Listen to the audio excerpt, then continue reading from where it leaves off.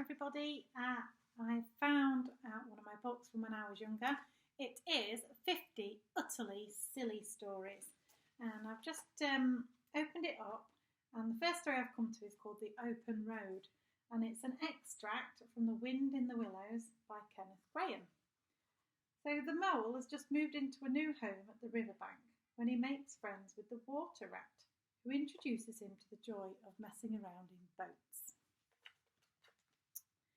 Ratty, said Mole, what I wanted to ask you was, won't you take me to call on Mr. Toad? I've heard so much about him, and I would like to make his acquaintance. Why, certainly, said the good-natured rat, jumping to his feet. Get the boat out and we'll paddle up there at once. It's never the wrong time to call on Toad. Early or late, he's always the same fellow, always good-tempered, always glad to see you, always sorry when you go. Oh, he must be a very nice animal, observed the mole, as he got into the boat and took the sculls, while the rat settled himself comfortably in the stern. He is indeed the best of animals, replied Rat. So simply, so good-natured and so affectionate. Perhaps he's not very clever. Well, we can't all be geniuses. And it may be that he is both boastful and conceited. But he has got some great qualities, has Toady. Rounding a bend in the river, they came in sight of a handsome, dignified old house of mellowed red brick with well-kept lawns reaching down to the water's edge. There's Toad Hall, said the rat. They glided up the creek, and the mole slipped his sculls as they passed into the shadow of a large boathouse. Here they saw many handsome boats, but none in the water. The place had an unused and deserted air. The rat looked around him. I understand, said he. Boating is played out. He is tired of it and done with it. I wonder what the new fad he has taken up now. They disembarked and strolled across the flower-decked lawns in search of Toad, whom they presently happened upon resting in a wicker garden chair, with a preoccupied expression on his face and a large map spread out on his knees. Hooray! He cried, jumping up on seeing them. Oh, this is splendid! He shook the paws of both of them warmly, never waiting for an introduction to them all. Oh, I need both of you, badly. You've got to come help me. It's most important. It's about your rowing, I suppose, said the rat. You're getting on fairly well, though you splash a good bit still. With a great deal of patience and any quantity of coaching you may... Oh, pooh! Boating? Interrupted the toad in great disgust. Silly boyish amusement. Oh, I've given up long ago. Waste of time, that's what it is. No, I've discovered the real thing. Come with me and you shall see what you shall see. He led the way to the stable yard, the rat following with a most mistrustful expression. There, drawn out of the coach house into the open, they saw a gypsy caravan, shining with newness, painted a canary yellow, picked out with green and red wheels. There you are, cried the toad, puffing out his chest with pride. There's real life for you, embodied in that little cart. The open road, the dusty highway, the heath, the common, the hedgerows, the rolling downs, camps, villages, towns, cities. Here today, up and off to somewhere else tomorrow. Travel, change, interest, excitement, the whole world before you, and a horizon that's always changing. And mind, this is the very finest cart of its sort that was ever built, without any exception. Come inside and look at the arrangements. Planned them all myself, I did. The mole was tremendously excited and interested, and followed the toad eagerly up the steps and inside. The rat only snorted and thrust his hands deep into his pockets. It was indeed very compact and comfortable. Little sleeping bunks, a little table that folded up against the wall, a cooking stove, lockers, bookshelves, a bird cage with a bird in it, and pots and pans, jugs and kettles of every size and variety. "All complete," said the toad triumphantly, pulling open a locker. "You see, biscuits, potted lobster, sardines, everything you could ever possibly want. Soda water here, letter paper, bacon, jam, cards and dominoes there. You'll find," he continued as they descended the steps again, "you'll find that nothing whatsoever has been forgotten when we make our start this afternoon." "I beg your pardon," said the rat slowly as he chewed a straw, "but did I overhear you say something about we and start and this afternoon?" "Now, you dear good old Ratty," said Toad imploringly. "Oh, don't begin talking in that stiff and sniffy sort of way, because you know you really have got to come. I can't possibly manage without you, so please consider it settled and don't argue. It's the one thing I can't stand. You surely don't mean to stick to your dull, fusty old river all your life and just live in a hole in a bank and boat. I want to show you the world, Ratty. I'm going to make an animal of you, my boy." "I don't care," said the rat doggedly. "I'm not coming, and that's flat. And I am going to stick to my old river and live in a hole and boat as I've always done. And what's more, Mole's going to stick with me and do as I do. Aren't you, Mole?" Yes, of course I am," said the Mole loyally.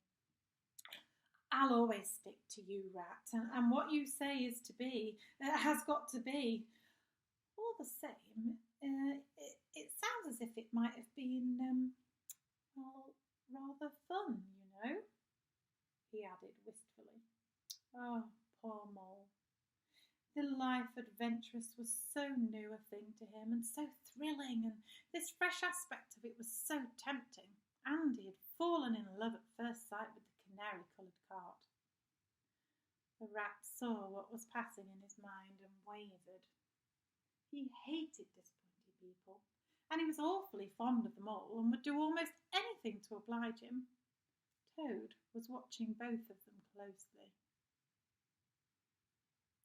"Oh, come along in and have some lunch," he said, "and we'll talk it over. We needn't decide anything in a hurry. Of course, I don't really care. I only want to give pleasure to you fellows. Live for others. That's my motto in life." Needless to say, after lunch, the old grey horse was caught and harnessed. Toad packed the lockers with necessaries and hung nosebags, onions, bundles of hay and baskets from the bottom of the cart. They set off, all talking at once, each animal either trudging by the side of the cart or sitting on the shaft. It was a golden afternoon. The smell of the dust they kicked up was rich and satisfying. Out of orchards on either side of the road, birds called and whistled to them cheerily. Good-natured wayfarers called, "Good day," or stopped to say nice things about their cart. Rabbits, sitting at their front doors in the hedgerows, held up their forepaws and said, "Oh my, oh my, oh my." They had a pleasant ramble over grassy downs and along narrow by-lanes until at last they came out on the high road, and there disaster sprang out on them.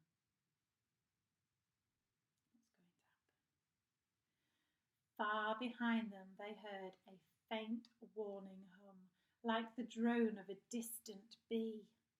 Glancing back, they saw a small cloud of dust with a dark centre of energy advancing on them at incredible speed, while from out of the dust a faint boop boop wailed like an uneasy animal in pain. Hardly regarding it, they turned to resume their conversation, when in an instant, as it seemed, the peaceful scene was changed, with a blast of wind and a whirl of sound that made them jump for the nearest ditch. It was on them. The boop-boop rang with a brazen shout in their ears. They had a moment's glimpse of an interior of glittering plate glass and rich leather. The magnificent motor car, immense, breath-snatching, passionate, with its pilot tense and hugging his wheel, possessed all earth and air for the fraction of a second.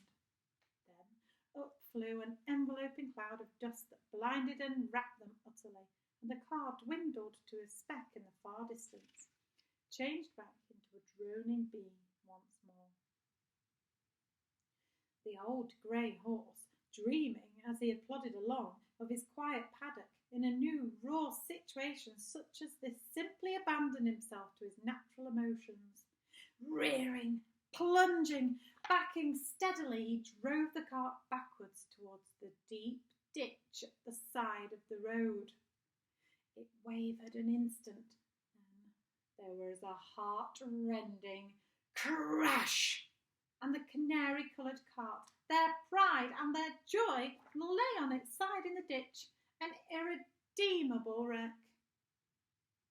The rat danced up and down in the road, simply transported with passion. "You villains!" he shouted after it, shaking both fists. "You scoundrels! You highwaymen! You road hogs! I'll have the law on you! I'll report you! I'll take you through all the courts!" Meanwhile, Toad sat straight down in the middle of the dusty road, his legs stretched out before him, and stared fixedly on the direction of the disappearing motor car. He breathed short. His face wore a placid, satisfied expression, and at intervals he murmured, "Boop, boop." The mole was busy trying to calm the horse, which he succeeded in doing after a time.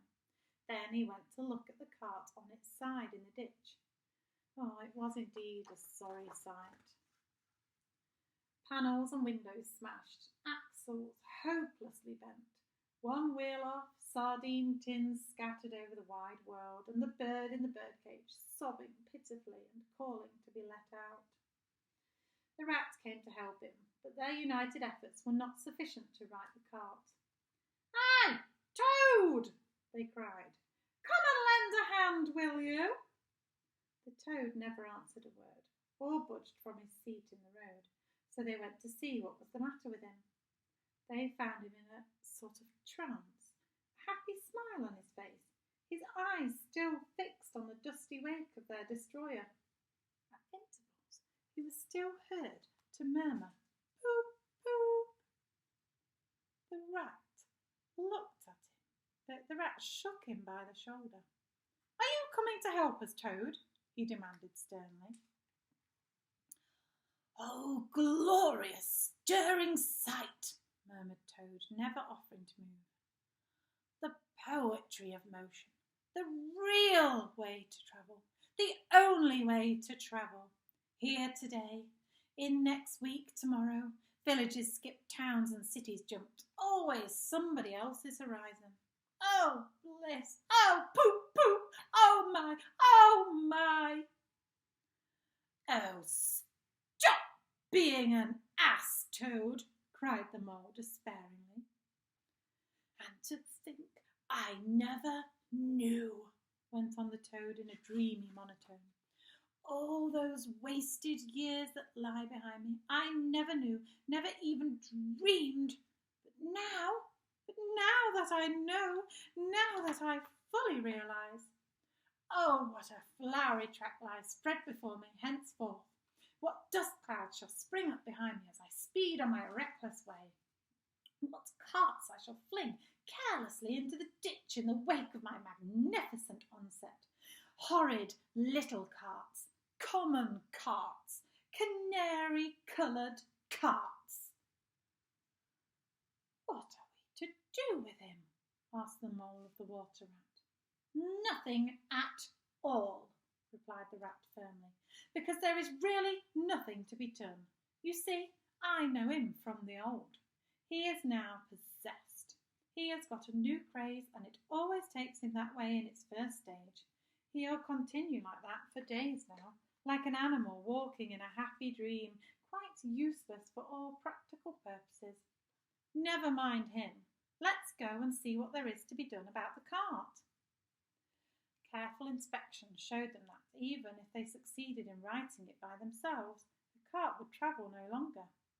The axles were in a hopeless state, and the missing wheel was shattered into pieces.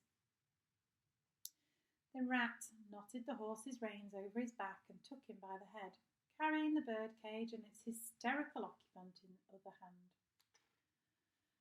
"Come on," he said grimly to the mole. "It's 5 or 6 miles to the nearest town, and we shall just have to walk it. The sooner we make a start, the better." "But what about Toad?" asked the mole anxiously. We can't leave him here in the middle of the road by himself in the state he's in. It's not safe. Supposing another thing were to come along." "Oh, bother Toad," said the rat savagely. "I've done with him." They had not proceeded very far on their way, however, when there was a pattering of feet behind them. Toad caught them up and thrust a paw inside the elbow of each of them, still breathing short and staring into vacancy. "Now look here, Toad," said the rat sharply. "As soon as we get to the town, you'll have to go straight to the police station and see if they know anything about that motor car and lodge a complaint against it. Then you'll have to arrange for the cart to be fetched and mended. Meanwhile, the mole and I will go to the inn and find rooms where we can stay till the cart's ready." "Police station. Complaint," murmured Toad dreamily. "Me complain of that beautiful vision? Mend the cart? I've done with carts. I never want to see or to hear of that cart again. Oh, Ratty, you can't think how obliged I am to you for coming on this trip. I wouldn't have gone without you.